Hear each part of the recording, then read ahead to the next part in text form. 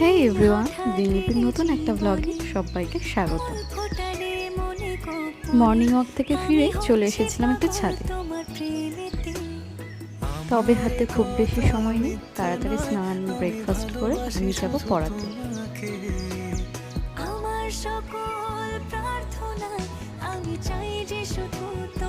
পড়ানো কমপ্লিট হয়ে গেছে, তারপর ও চলে এসেছিল আমায় নিতে। এখন আমরা দুজনে মিলে যাব দোকানে দীপাবলির জন্য প্রদীপ, ক্যান্ডেলস এসব কিনতে।